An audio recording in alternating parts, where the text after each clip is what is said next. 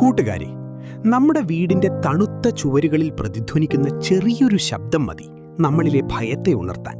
ഒരുപക്ഷെ അത് കാറ്റിന്റെ ശബ്ദമാകാം.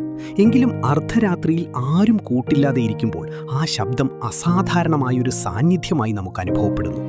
പ്രേത സാന്നിധ്യമെന്ന് നാം വിളിക്കുന്ന ഈ അനുഭവങ്ങളെ വെറും അന്ധവിശ്വാസമായി തള്ളിക്കളയാൻ പറ്റില്ല.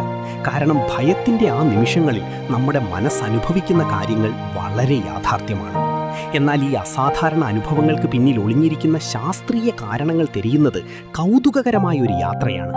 മനുഷ്യന്റെ ശ്രദ്ധയിൽപ്പെടാത്തതും എന്നാൽ പ്രകൃതിയിൽ നിരന്തരം സംഭവിക്കുന്നതുമായ ഇൻഫ്രാസൗണ്ട് അഥവാ 20 ഹെർട്സിന് താഴെയുള്ള ശബ്ദ തരംഗങ്ങളാണ് ഇതിൽ പ്രധാനപ്പെട്ട ഒന്ന്.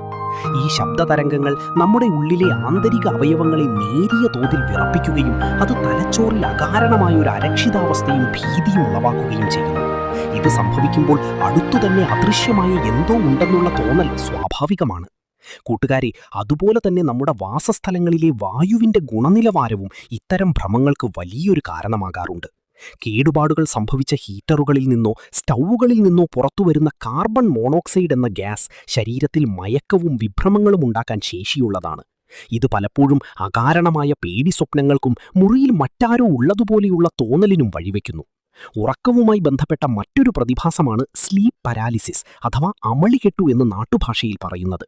ഉറക്കത്തിൽ നിന്ന് പെട്ടെന്നുണരുമ്പോൾ ശരീരം അനങ്ങാൻ കഴിയാതെ പോവുകയും അതേസമയം മനസ്സുണർന്നിരിക്കുകയും ചെയ്യുന്ന ഈ അവസ്ഥയിൽ മുറിയിൽ ഭയാനകമായ രൂപങ്ങൾ നിൽക്കുന്നതായി തലച്ചോറ് നമ്മളെ വിശ്വസിപ്പിക്കാറുണ്ട്.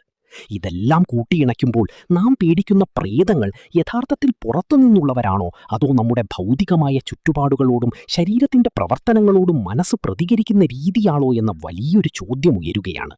അജ്ഞാതമായ കാര്യങ്ങളെ അന്ധമായി വിശ്വസിക്കുന്നതിനേക്കാൾ അതിനു പിന്നിലെ കാരണങ്ങൾ തേടിയുള്ള യാത്രയാണ് യഥാർത്ഥത്തിൽ കൂടുതൽ ആവേശകരമായിട്ടുള്ളത്.